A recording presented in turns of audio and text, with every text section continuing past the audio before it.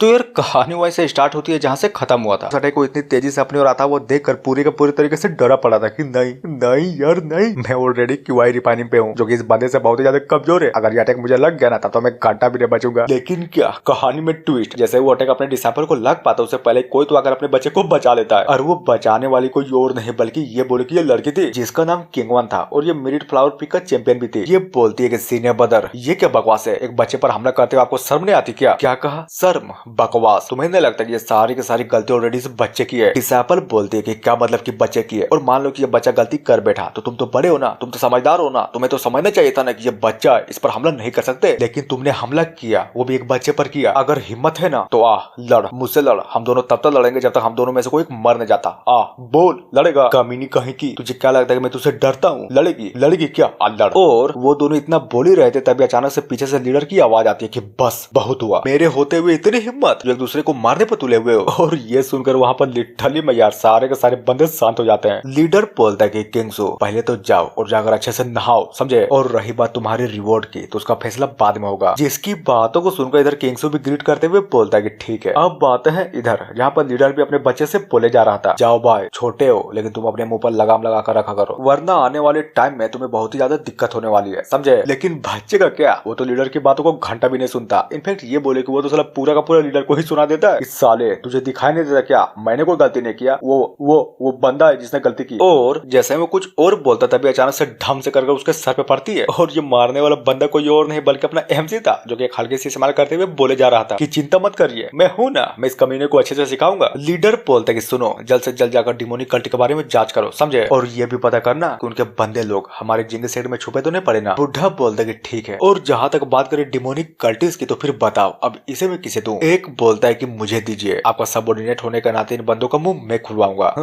Good, अब जबकि तुम आगे आ ही गए हो तो चलो इन बंदों का ख्याल तुम ही रखो। जिसकी बातों को सुनकर वो आदमी भी फटाक से यस बोल देता है। अब बातें अपने एमसी की ओर, जहाँ पर ये भी सारा का सारा कांड देखते हुए मन ही मन सोचा जा रहा था कि क्यों क्यों यार क्यों, आखिर ये मीटिंग इतना लंबा क्यों चल रहा है, मुझे जल्द से जल्द जाकर अपने पिक पर फिशिंग करनी है, जाने दो। और वो इतना सोच ही रहा था तभी अचानक से अपने एमसी का ध्यान बगल में साइड खड़ी लड़की के पास जाता जो कि अपने एमसी को देखकर बहुत ही गौर से शर्माई जा रही थी। एमसी बोलता कि ओ माय गॉड, माँ कसम मैं तो तुम्हें थैंक्स बोलना भूल ही गया। तो चलो अब बोल देता हूँ, थैंक यू मेरे डिसाइपल को बचाने के लिए। पता भी है अगर तुम सही समय पर रास्ते पर ना आते ना तो अब तक तो मेरा डिसाइपल मर चुका होता। अच्छा वो सब छोड़ो, जो हो गया सो हो गया, पहले ये बताओ क्या मैं तुम्हारा नाम जान सकता हूँ? इधर लड़की भी अपने एमसी को बता देती है कि मेरा नाम सु किनवान है। अरे वाह साला क्या प्यारा नाम है, गजब। और हाँ मानना पड़ेगा तुम्हारे मास्टर ने तुम्हारे जैसे टैलेंटेड लड़के को चुनकर बिल्कुल सही किया। लड़की भी शर्माते हुए बोलती है कि थैंक यू यार मेरी तारीफ करने के लिए। और जहाँ तक बात करें अपने बड़के वाली डिसाइपल की तो ये देखो यार, ये देखो ये भी ये सारा का सारा कांड देखने के बाद साला पूरे का पूरे तरीके से भड़की पड़ी थी और मन ही मन सोचे जा रहे थे कि क्या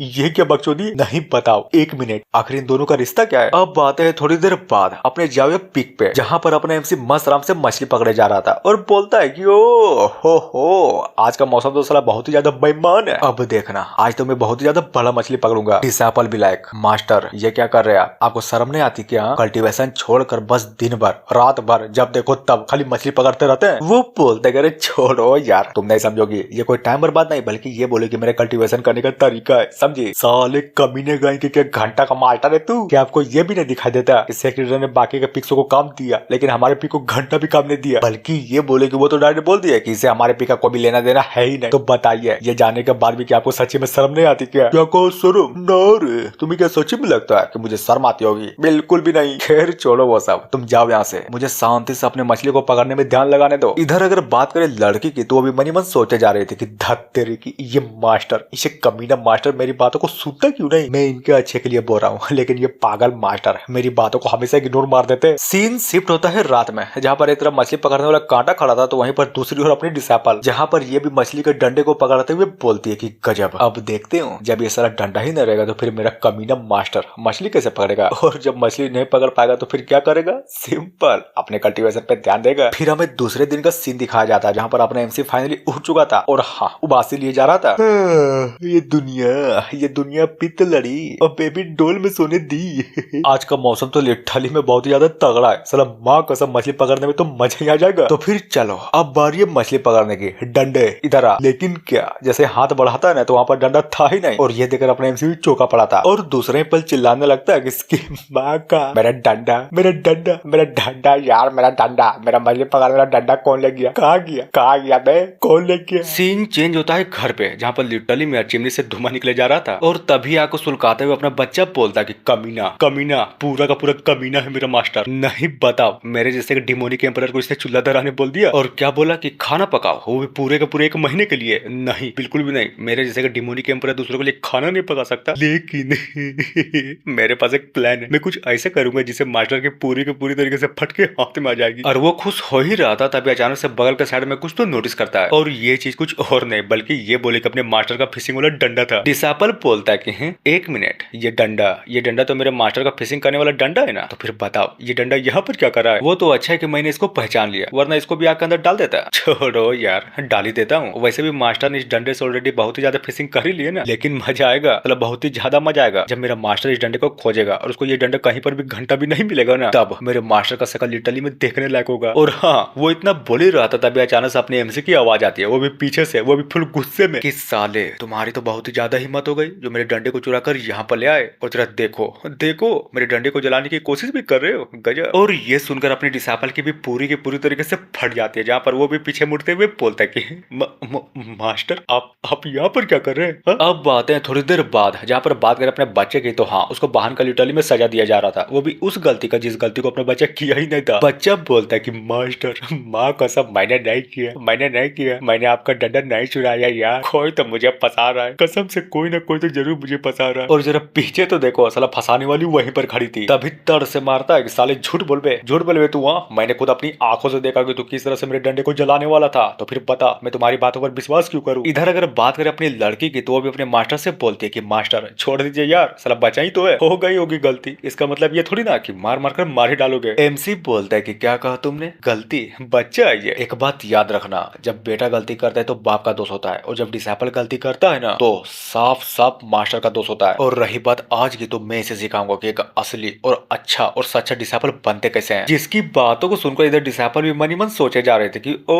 माय गॉड, साला यहाँ का प्रॉब्लम तो लिटरली मेरे बहुत ही ज्यादा बढ़ गया, माफ करना जूनियर, लेकिन क्या करूँ, गलती तो मेरी थी पर उसका दोष मैं नहीं ले सकती। और इधर बात करें बच्चे की, तो अपना जो एमसी था ना, उसको झाड़ू से मारे जा रहा था यार, सच में बहुत ही जोरों शोरों से मारे जा रहा था। जहाँ पर एक तरफ अपनी बड़की भी अपनी आंखों को मूंदकर खड़ी थी, तो वहीं पर बात करें दूसरी ओर, तो अपना जो बच्चा था ना, बच्चा डिसाइपल, वो भी पीटने के कारण साला पूरे के पूरे तरीके से रोए जा रहा था। फिर क्या, अचानक से अपनी आंखें खोलती है और सामने का नजारा बहुत ही गौर से देखे जा रही थी, और क्या देखती है कि पीटने के बाद अपने छोटे डिसाइपल को पूरी के पूरी तरीके से ऑर्गेज़म आ रहा था। तभी सोचती है कि 1 मिनट, ये क्या, उसको इस तरह से पीटता हुआ देखकर अचानक से मेरी बॉडी पर सनसनी क्यों हो रही है? अंदर से मुझे ऐसा लग रहा है कि मैं भी चाहती हूँ कि मेरा मास्टर मुझे डिसिप्लिन करे। सीन चेंज होता है रात को, जहाँ पर अपना एमसी मस्त आराम से कुर्सी पर बैठकर बोले जा रहा था कि बाप रे, साले एक मास्टर बनना इतना भी आसान नहीं है जितना मैं सोच रहा था, फट के हाथ में आ जाती है। लेकिन दिक्कत की बात तो ये नहीं है ना, साला दिक्कत की बात तो ये है कि अपने डिसाइपलों के कल्टीवेशन को मैं बढ़ाऊं कैसे, क्या करूं यार, साला मेरे दिमाग में तो कुछ आ ही नहीं रहा। और वो इतना बोल ही रहा था तभी अचानक से बाहर से आवाज आती है कि मास्टर कहीं आप सो तो नहीं गए ना? क्या हुआ, कुछ काम था क्या?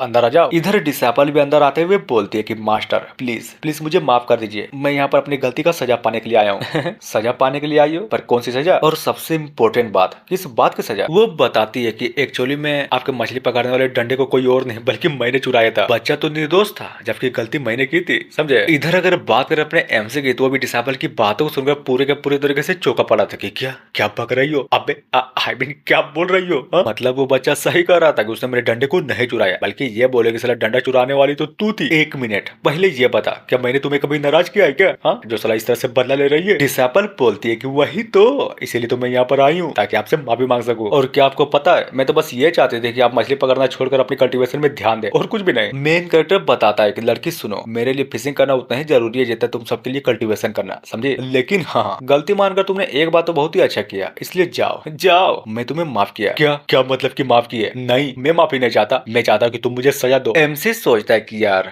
क्या पक्ष होती है, आखिरी लड़की करने क्या चाहती है। जहाँ पर बात करें लड़की की, तो वो भी शर्माते हुए बोले जा रहे थे कि मास्टर सुनिए ना, मेरे हाथों में मत मारिए, अगर मारना ही है ना तो मेरे पिछवाड़े पे मारिए। और ये सुनकर अपना जो एमसी था ना, वो भी पूरे के पूरे तरीके से चौंक जाता है कि क्या बोला इसने, क्या बोला इसने? अरे यार क्या बोला अभी इसने? मतलब ये सच में चाहती है कि मैं इसके पिछवाड़े पे मारूं? और फटाक से निकाल भी लेती है कि चलो अब जबकि तुमने गलती कर ही दी है तो माँ कसम मैं भी तुम्हें बहुत ही जोरदार सजा दूंगा। जिसकी बातों को सुनकर डिसाइपल भी उल्टा लेट जाती है और लेटते हुए बोलती है कि ये लीजिए मारिए, मेरे पीछे मारिए। एमसी भी लाइक ठीक है तो फिर ये लो। अब बात है इधर जहाँ पर बात करें इस बच्चे की तो हाँ वो भी लिटरली मेरे साला बहुत ही सीधा से कुछ तो बनाया जा रहा था और बोलता है कि गुड गुड यार गुड, फाइनली मैंने सोल डिबोरिंग पल को बना लिया, नाइस। लेकिन हाँ एक बात तो मुझे माननी पड़ेगी, भले ही मेरा कल्टीवेशन एम्परर लेवल से गिरकर रिफाइनिंग स्टेज पर पहुंच चुका है लेकिन मैं अभी भी वही लौंडा हूं। और रही बात इस पर्ल की तो हो गजब, और जैसा ये फूटेगा ना तो इसके अंदर से एक धुआं निकलेगा और माँ कसम जो भी उस धुएं को सूंघेगा साला पूरे का पूरे तरीके से कुत्ता बन जाएगा, भौंकेगा सही में यार, वो भौंकेगा साला दिन रात भौंकेगा। मास्टर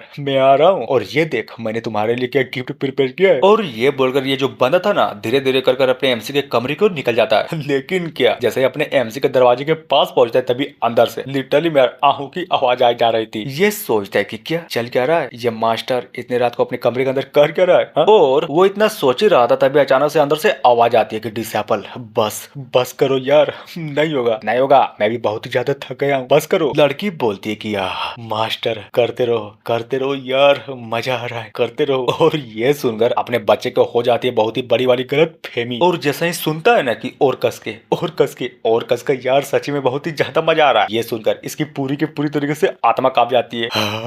ये क्या मादर चोद, या के सेक्ट में चल क्या रहा है?